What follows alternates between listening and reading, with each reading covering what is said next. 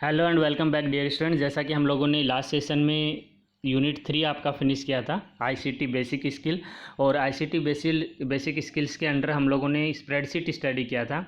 सो उन वीडियोज़ को आप अच्छे से देखिए। अगर आपका कोई डाउट है तो आप कमेंट बॉक्स में लिख के मेरे से पूछिए, क्योंकि जो यूनिट 3 में स्प्रेडशीट हमने स्टडी किया है वो आपको आगे बहुत काम आने वाला है। अगर आप कोई जॉब के लिए जाते हैं, आप किसी ऑर्गेनाइजेशन में जाते हैं, इवन आप ग्रेजुएशन में भी जाएंगे, देन आप अगर आपको कोई रिपोर्ट बनानी है, थीसिस बनानी है, फाइनल ईयर में आपको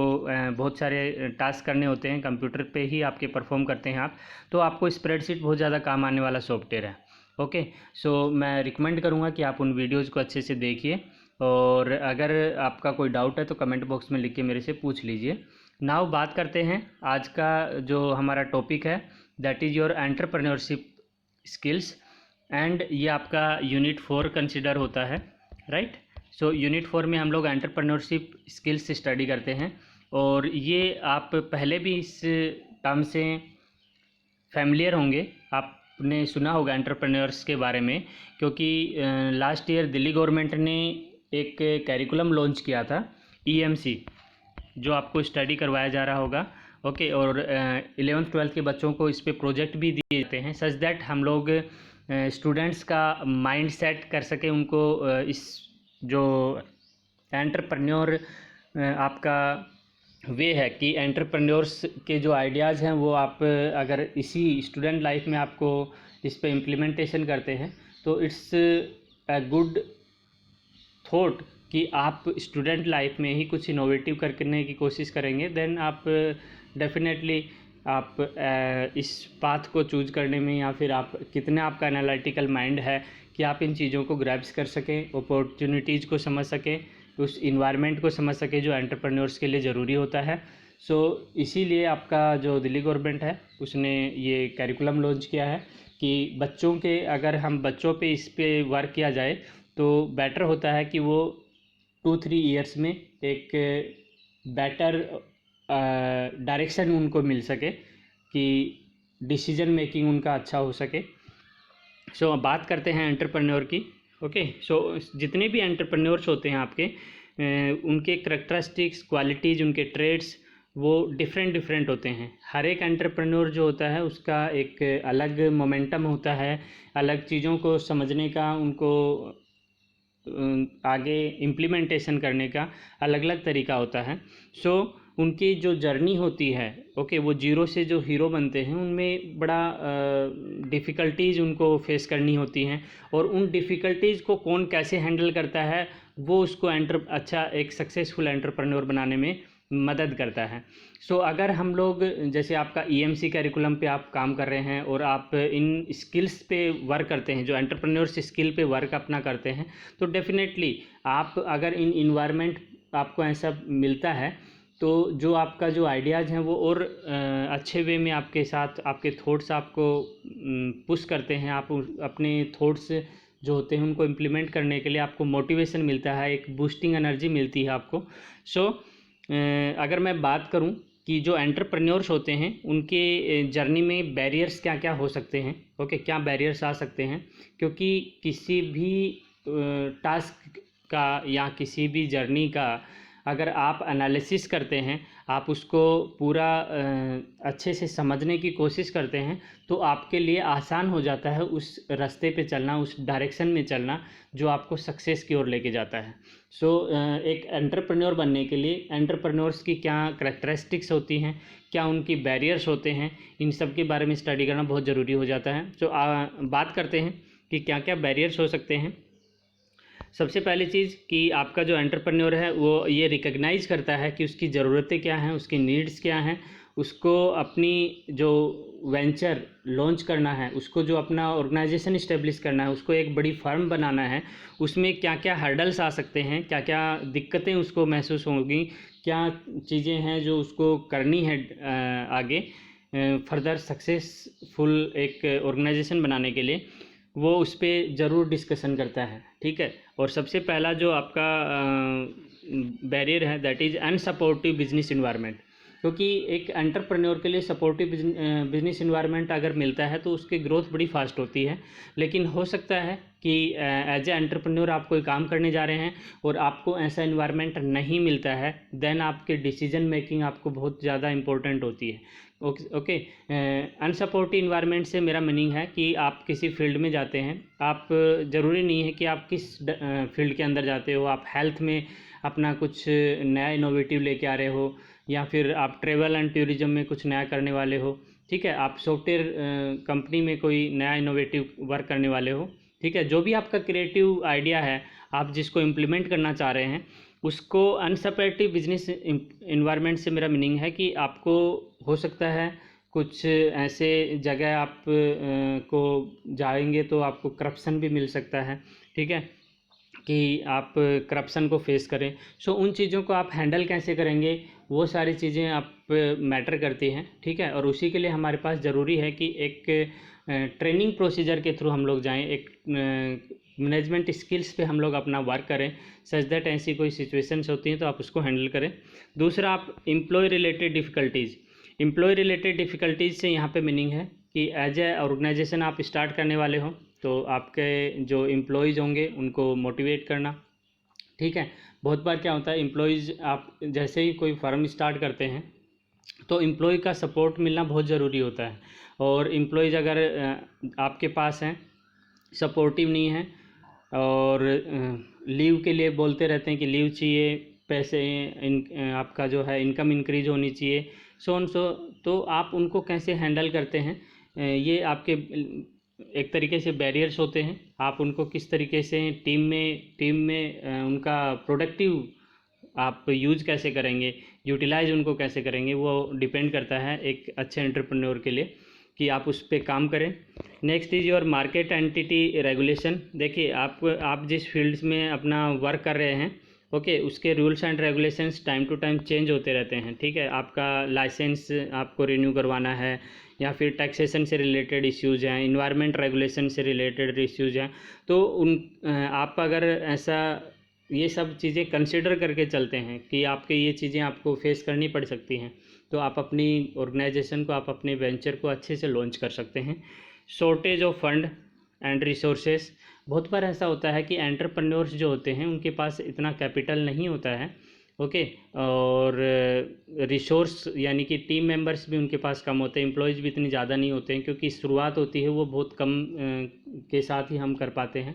ओके। क्योंकि हर एक एंटरप्रेन्योर ज़रूरी नहीं है कि वो वेल इस्टेब्लिश है, उसको फंड से रिलेटेड कोई इश्यू नहीं होंगे। और इसका जो आपका सॉल्यूशन है वो ये कि आप गवर्नमेंट बहुत सारे ऐसे इनोवेटिव या सब्सिडीज़ आपको प्रोवाइड करती है, आप उनके गो थ्रू जाते हैं, ओके। उन सब का नॉलेज अगर आपको है तो आपके लिए थोड़ा सा आसान हो जाता है किसी भी ऑर्गेनाइजेशन को, और वो एज ए एंटरप्रेन्योर आपकी रेस्पॉन्सिबिलिटी हो जाती है कि इन केस आपका शॉर्टेज ऑफ फंड्स है, रिसोर्सेज और नहीं है, देन आप क्या करते हैं, okay. Now, lack of entrepreneur capacity से मेरा मीनिंग है, अगर हम लोग आपके पास क्रिएटिव आइडिया तो है, बट आप उसको इम्प्लीमेंट कैसे करेंगे, वो आपके पास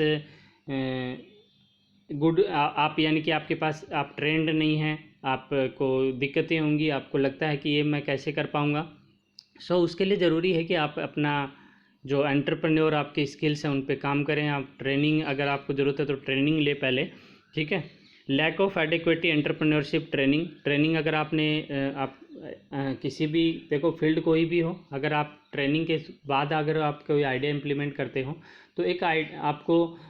आपकी जो क्वालिटीज़ है वो अनहेंस हो जाती हैं किसी भी चीज़ को अडॉप्ट करने के लिए, और एज एंटरप्रेन्योरशिप बिहेवियर रखने के लिए, यानी कि ऐसी करैक्टरिस्टिक्स, ऐसी क्वालिटीज़, ऐसी ट्रेड्स आपके अंदर हों, ये बाय बॉर्न ज़रूरी नहीं है कि ऐसा है, बट अगर आप उन पे काम करें तो आप उनको एनहेंस कर सकते हैं, आप उन पे वर्क कर सकते हैं अपनी स्किल्स के ऊपर,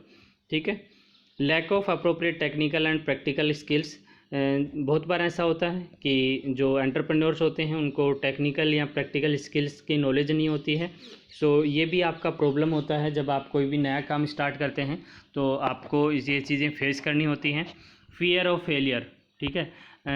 ये मैक्सिमम आपका एंटरप्रेन्योर्स के लिए क्वेश्चन मार्क होता है कि अगर आपका जो आइडिया है वो काम नहीं किया, यानी कि आपका जो आप जो क्रिएटिव करना चाह रहे हो, जो आप वेंचर लॉन्च करना चाह रहे हो, वो अगर फेल हो गया देन व्हाट। ठीक है, तो ये एक डर रहता है हमेशा। सो उस डर के पे आपको काम करना है कि उसको कैसे डील करना है, वो भी एक एंटरप्रेन्योर के लिए हर्डल होता है, बैरियर होता है। अवर्जन टू रिस्क, देखिए साइकोलॉजिकली ये जो दिमाग में ये डर रहता है कि आपका बिजनेस फेल हो जाएगा, आपका जो नया आप काम शुरू कर रहे हैं वो हो सकता है ना चले। सो उसके लिए आपको ज़रूरी है कि आप एक रिस्क टेकर हों, क्योंकि एक एंटरप्रेन्योर के लिए रिस्क लेना बहुत ज़रूरी होता है। अदरवाइज़ आप अपने जो वेंचर है उसको लॉन्च नहीं कर पाएंगे और एंटरप्रेन्योर नहीं बन सकते। ठीक है, सो इट्स नेसेसरी कि आप अपने जो फियर है, जो बैरियर है आपके लिए, डर आपके अंदर है, उसको आप निकालें और जो फेल होने का फियर है उसको आप फिनिश करें, अपने आप को मोटिवेट करें, बूस्ट करें। और जो एंटरप्रेन्योर्स हैं उनकी आप बायोग्राफी देखें, आप उनको देखें कि उन्होंने कैसे जीरो से शुरू किया, उससे आपको मोटिवेशन मिलता है। The fear of not being an expert, आपको ये डर रहता है कि मैं तो एक्सपर्ट नहीं हूँ इस फील्ड में। ये मैक्सिमम एंटरप्रेन्योर्स के लिए आपका प्रॉब्लम आता है कि उसकी एक्सपर्टीज़, वो अपनी एक्सपर्टीज़ को लेके कंसर्न रहता है कि मैं तो इस फील्ड में अच्छा नहीं कर पाऊँगा, देन क्या होगा। सो अगर आप इन चीज़ों पे वर्क कर लेते हैं, इन पे काम कर लेते हैं, देन डेफिनेटली आप एक एंटरप्रेन्योर बनने के लिए रेडी हो जाते हैं। Now next one is your fear of being push into uncomfortable situation, कि बहुत बार ऐसा होता है कि आपको बहुत सारी ऐसी डील करनी होती हैं, बहुत बार आपको ऑर्गेनाइजेशन से रिलेटेड ऐसे इश्यूज आते हैं, देन आप अनकम्फर्ट महसूस करते हैं उन चीज़ों को डील करने में। वो आपके लिए एक बैरियर बन जाता है, आपके लिए प्रॉब्लम क्रिएट करता है। सो उस पर आपको काम करना है। रिस्क टेकिंग जो आपका डर है, ठीक है, उसको कम करना है कि ये ज़रूरी है कि आप अगर आप कोई एंटरप्रेन्योर वर्क कर रहे हैं और कोई ऑर्गेनाइजेशन स्टार्ट कर रहे हैं तो रिस्क आपको लेना होता है। ठीक है, अननोन्स, फियर ऑफ अननोन से मेरा मीनिंग है बहुत बार ऑर्गेनाइजेशन से रिलेटेड इश्यूज होते हैं, आपको बहुत सारे ऐसे पर्सन से मिलना होता है, अननोन कैंडिडेट से मिलना होता है। ठीक है, और उनसे डील करना होता है, उनसे आपको कंसर्न करना होता है कि रेस्पेक्टिव प्रोडक्ट को हम कैसे लॉन्च करें, अपने टीम मेंबर्स से आप अपने कैसे कोऑर्डिनेट करते हैं। अगर आप इन पे काम करते हैं देन आपका ये बैरियर आपका रिमूव भी हो सकता है। ठीक है, नाउ बात करते हैं एंटरप्रेन्योरशिप कम्पिटेंसीज़ की, कि जो आपके एंटरप्रेन्योर्स होते हैं उनको आपके जो जिस फील्ड में वो हो सकता है उनका वो किसी पर्टिकुलर, ज़्यादातर एंटरप्रेन्योर्स क्या होते हैं जिस फील्ड की उनको नॉलेज होती है उसमें वो कुछ इनोवेटिव करने की कोशिश करते हैं। तो ये एक अच्छी चीज़ होती है कि उस फील्ड की वो अच्छे से नॉलेज लें, उसके रिलेटिव जो आपका डेटा है उसको एनालिसिस करें, जो पुराने जो एंटरप्रेन्योर्स हैं उस फील्ड में उन्होंने कैसे स्टार्ट किया, उन्होंने क्या क्या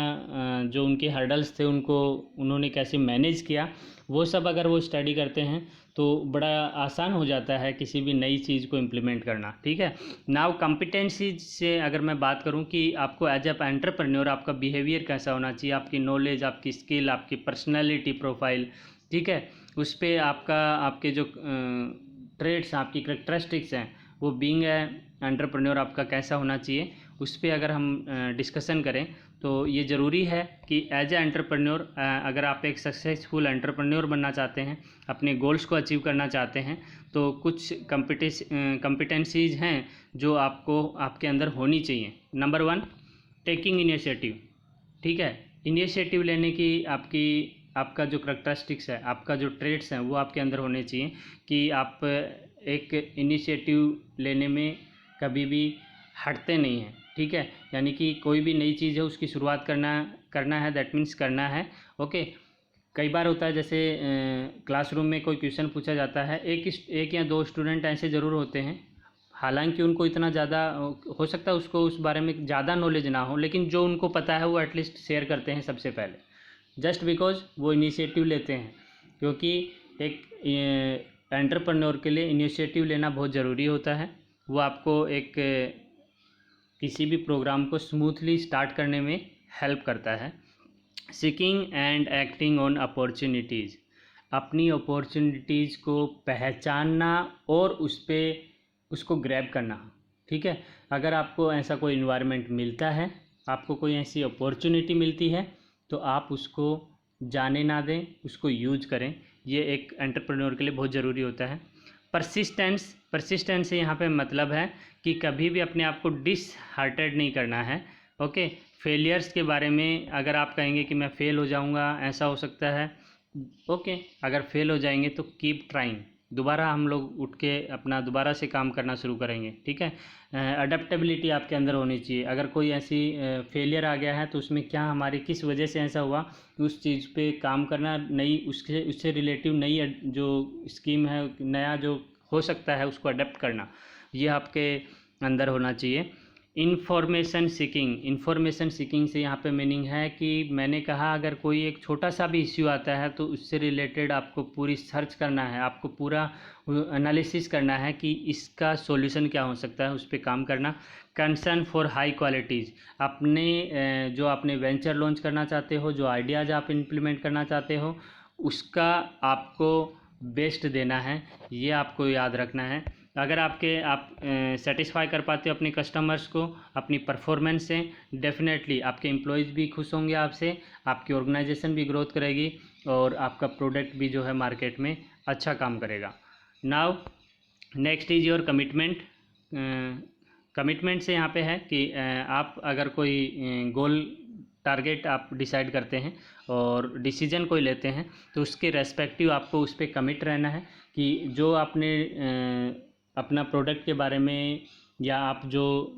नया स्कीम आप लॉन्च कर रहे हो उसमें जो आप क्वालिटीज़ देना चाह रहे हो उस पर आप खरे उतरें। कस्टमर्स उससे सेटिस्फाइड होंगे, तभी होंगे अगर वो आप अपने कमिटमेंट्स को फुलफ़िल करते हैं।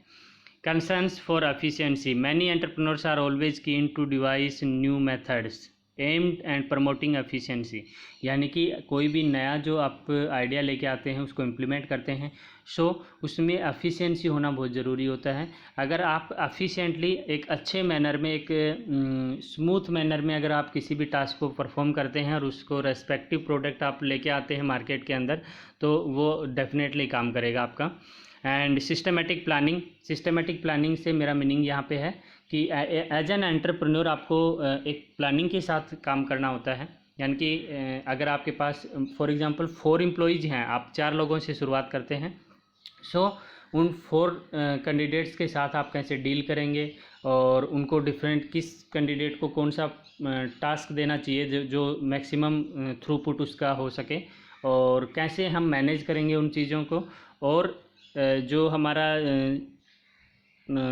मैन्युफैक्चरिंग है या फिर जो भी आपकी सर्विसेज है, जिस फील्ड में आप काम कर रहे हो, वो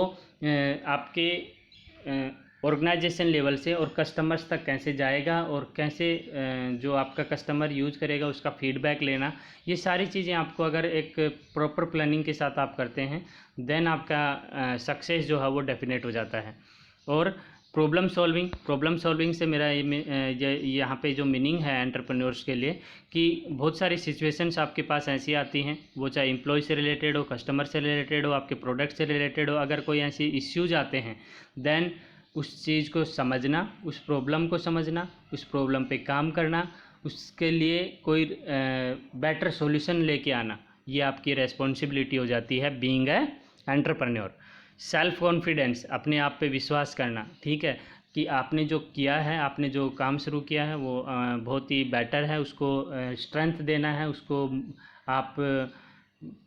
कोई एम्प्लॉय है, ठीक है, क्योंकि अगर आप अपने आप पे बिलीव करते हैं डेफिनेटली आप एक अच्छी ऑर्गेनाइजेशन चलाने में आपको वो हेल्प करता है और धीरे धीरे आपका एम्प्लॉयज़ का भी ट्रस्ट आप पे होने शुरू हो जाता है, राइट। असर्टिवनेस से यहाँ पे मीनिंग है कि कोई भी पर्सन है, ठीक है, उस असर्टिव अगर है, ठीक है, बीइंग एंटरप्रेन्योर आपको असर्टिव होना इसलिए ज़रूरी होता है कि कोई भी जो आपका एंटरप्रेन्योर आइडिया है, ठीक है, आपका कोई वेंचर जो आप लॉन्च कर रहे हैं उसमें आप क्वेरी अगर करते हैं कि आपको किस जगह क्या कहना है, ठीक है, कैसे उसको कहना है, किस पर्सन से कैसे डील करना है, ये एक अच्छी हैबिट होती है एंटरप्रेन्योर्स के लिए। और अगर उसमें अगर आपकी डीलिंग अच्छी है देन आपका प्रोडक्ट भी क्या होगा, मार्केट में अच्छा लॉन्च होगा और सर्विस जो आप प्रोवाइड करवाना चाह रहे हो वो भी आपकी जो है वेल एंड गुड होगी, कस्टमर्स उससे कनेक्ट हो पाएंगे। परसिवनेस एंड इन्फ्लुएंसिंग अदर्स, जो आपका बिहेवियर है, जो आपकी पर्सनैलिटी है, जो आप वर्क करते हैं, वो लोगों के लिए एक आइडल बनना चाहिए, ठीक है। उसको लोग फॉलो करना शुरू करें कि हाँ ये जो पर्सन है बिल्कुल ये एक ऐसा पर्सन है और ये हमारी ऑर्गेनाइजेशन में इसके साथ जुड़ेंगे तो हम डेफिनेटली बहुत अच्छा परफॉर्म करेंगे, ठीक है। और ऑर्गेनाइजेशनल ग्रोथ के साथ साथ आप पे बिलीव होना एम्प्लॉयज़ का बहुत ज़्यादा ज़रूरी होता है। और अगर ऐसा है तो आप जो सर्विस प्रोवाइड कर रहे हैं, आप जो आइडिया इम्प्लीमेंट कर रहे हैं, जो आप वेंचर लॉन्च कर रहे हैं, उस पे कस्टमर्स का भी बिलीव बढ़ जाता है, वो भी आप पे फेथ करना शुरू करेंगे। इफ़ेक्टिव स्ट्रेटेजी यानी कि आप जो भी एज एन एंटरप्रेन्योर जो स्टार्ट करते हैं काम, ठीक है, तो एक स्ट्रेटेजी के साथ, एक प्लानिंग के साथ आप अपना काम स्टार्ट करें, ये ज़रूरी होता है। इफेक्टिव मॉनिटरिंग से मीनिंग है कि जो भी आप काम शुरू कर रहे हो, जो आपने ऑर्गेनाइजेशन स्टार्ट किया है, उसमें हर एक फील्ड में हर एक डिपार्टमेंट, एक से ज़्यादा डिपार्टमेंट आपने बना लिए हैं या आपकी अलग अलग आपकी ग्रुप्स में आप काम कर रहे हैं, तो हर एक ग्रुप से फीडबैक लेना, हर एक ग्रुप के साथ डिस्कशन करना, पर्सनल उनको टाइम देना, उनको मॉनिटर करना, उनसे उनका रिजल्ट्स क्या आ रहा है उसको देखना, ठीक है। हर एक रिपोर्ट को अच्छे से एनालाइज करना, ये एक एंटरप्रेन्योर का काम होता है कि अगर आप इन पे काम नहीं करेंगे तो समवॉट ये आपको डिफ़िकल्टीज़ लेके आएगा आगे आपकी ऑर्गेनाइजेशन ग्रोथ के लिए। कंसर्न्स फॉर एम्प्लॉय वेलफेयर, हमेशा अगर आपका थोड़ा सा भी बेनिफिट होता है तो उसको आप शेयर करें अपने एम्प्लॉयज़ के साथ, बहुत ज़्यादा ज़रूरी है। आप अगर सिर्फ अपना प्रॉफिट सोच रहे हैं और एम्प्लॉयज़ के बारे में ध्यान नहीं दे रहे हैं तो आपका ऑर्गेनाइजेशन कभी भी सक्सेस नहीं हो सकता, ये डेफिनेट है। तो बीइंग एंटरप्रेन्योर आपको इन चीज़ों का नॉलेज होना चाहिए, राइट। एंड अडेप्टेबिलिटी, अगर आपको लगता है आप जो आपने जो सर्विसेज प्रोवाइड की हैं या जो भी आपने आइडिया इम्प्लीमेंट किया है, ठीक है, उससे रिलेटेड अगर कोई मार्केट में कोई स्ट्रेटेजी आती है और आपको लगता है कि वो अगर अडेप्ट करने से आपको सक्सेस मिलती है, अगर वो बेटर है आपके लिए, तो आप उसको अडेप्ट करें, आप उसको अपने साथ अपनी जो ऑर्गेनाइजेशन है उसमें उसको यूज करें, ठीक है। डिसीजन मेकिंग, अगर आपको कोई ऐसी सिचुएशंस आती हैं जब आपको डू एंड डाइज वाली कंडीशन आ गई या फिर आपका कोई ऐसा सिचुएशन आ गया जो आपको डिसीजन लेना विद इन टाइम फ्रेम आपको डिसीजन लेना है, तो आपको डिसीजन मेकिंग पावर का यूज करना है, आपको डिसीजन लेना है कि जो आपको ऑर्गेनाइजेशन से को प्रॉफिट में ले जा सकें, ठीक है। गोल सेटिंग, जैसे अगर आप कोई काम कर रहे हैं तो गोल बहुत ज़्यादा ज़रूरी होता है कि आप टारगेट करें कि इस फाइनेंशियल ईयर में आपको कहाँ पहुँचना है और उस टारगेट को पहुँचने के लिए आप अपनी प्लानिंग करें, वो बहुत ज़्यादा ज़रूरी होता है। जैसे आपका 12th क्लास के स्टूडेंट्स हैं, उनका गोल क्या है कि उनको 100 मार्क्स लेके आने हैं और उसके रेस्पेक्टिव वो अपना टाइम टेबल बना के स्टडी कर रहे हैं, तो सम वोट वो they can achieve their goals just because वो प्लानिंग के साथ काम कर रहे हैं, ठीक है। टीम बिल्डिंग से मीनिंग है कि आप अपनी टीम को इतना स्ट्रॉन्ग बनाएं और रेस्पेक्टिव जो आपके एम्प्लॉयज़ हैं उनकी एफिशिएंसी को पहचानें कि कौन किस फील्ड में अच्छा काम कर सकता है, उसको रेस्पेक्टिव वर्क दिया जाए सच दैट आपका थ्रूपुट जो है, जो आपका उनसे आउटपुट आएगा वो बेटर आएगा। इंटरपर्सनल स्किल, कि आपका जो स्मूथ फंक्शनिंग है टीम का, वो कब पॉसिबल है, जब आप उन मेंबर्स के बारे में जानते हैं, उनकी कम्युनिकेशन एंटरप्रेन्योर स्किल्स के बारे में जानते हैं, देन आप उनको रेस्पेक्टिव जो टास्क है वो असाइन कर सकते हैं। क्रिएटिविटी जो है दैट एंटरप्रेन्योर के लिए बहुत ज़्यादा ज़रूरी होता है कि आप कोई क्रिएटिव आइडिया लेके आएँ और साथ ही जो आपकी टीम्स हैं उन पे इस तरीके के आप इनोवेटिव आइडियाज़ लेके आएँ कि उनसे जो क्रिएटिव आइडियाज़ आ सकें और उनको आप यूज कर सको अपनी ऑर्गेनाइजेशन के लिए। रिस्क टेकिंग, कि आप बीइंग एन एंटरप्रेन्योर आप अपनी जो ऑर्गेनाइजेशन है उसमें उसकी रिस्क कैलकुलेट करना कि कौन सा आप स्टेप्स लेंगे तो उसमें क्या रिस्क हो सकती है, उस रिस्क को आप फर्दर आगे मैनेज कर पाएंगे या नहीं कर पाएंगे, उस पर काम करना वो बहुत ज़्यादा ज़रूरी होता है। परजर्वनेस से यहाँ पे मीनिंग है कि being patience and ready to continue even if the first battle of is lost, यानी कि अगर आप आपको फेलियर भी मिलता है, देन आप उसको कैसे डील करेंगे और आगे बढ़ेंगे, वो एक एंटरप्रेन्योर के लिए बहुत ज़्यादा ज़रूरी होता है। नेगोशिएशन स्किल्स, नेगोशिएशन स्किल से मीनिंग है बहुत बार आपको जब आप किसी से डील करते हैं, आप किसी ऑर्गेनाइजेशन के लिए काम करते हैं, किसी कस्टमर के जो आपको फीडबैक देता है उस पर काम कर रहे हैं, तो आपको कई बार नेगोशिएट करना पड़ता है, ठीक है। यानी कि जो आपका प्रोडक्ट है आप उसको सेल कर रहे हैं और वो अप्रोप्रिएट आपको हो सकता है कॉस्ट उसका नहीं मिल रहा है, अगर थोड़ा बहुत कम भी करना होता है तो आपको नेगोशिएट करना चाहिए सिचुएशन देख के, ठीक है। ऑर्गेनाइजेशनल स्किल से यहाँ पे मीनिंग है कि आप अपनी ऑर्गेनाइजेशन में जैसे टारगेट सेट करना है, अपने एम्प्लॉयज़ को मैनेज करना है, किस एम्प्लॉयज़ को क्या वर्क असाइन करना है, अपना एक डेली रूटीन बनाना है और उस रूटीन को फॉलो करना है। हर एक आपका डिपार्टमेंट जो आपका है उससे आपको डायरेक्ट कनेक्ट रहना है और उनके जो कंसर्न है उनसे आप डेली मीटिंग करें। ये एक ऑर्गेनाइजेशनल स्किल होती है जो आपके अंदर होनी चाहिए। स्ट्रेस मैनेजमेंट, बहुत बार ऐसा होता है कि आप के लिए शेड्यूल जो है वो हेक्टिक हो जाता है, ठीक है। तो उस हेक्टिक शेड्यूल को कैसे मैनेज करना है, डिप्रेशन में नहीं जाना है, ठीक है। आपको अपनी जो स्ट्रेस मैनेजमेंट स्किल्स हैं उन पे काम करना है। उसके लिए आप मेडिटेशन करें, चाहे आप योगा करें। काम ज़्यादा हो रहा है, हेक्टिक हो रहा है, तो उसको अकॉर्डिंगली आप चेंज करें अपने शेड्यूल को, लिटिल बिट थोड़ा बहुत चेंजेज करेंगे, मेडिटेट करेंगे तो आप उस पर काम कर पाएंगे, right. Valuing service and diversity, valuing service and diversity important one, कि एज एन एंटरप्रेन्योर आपको ये लेके चलना है कि आपका जो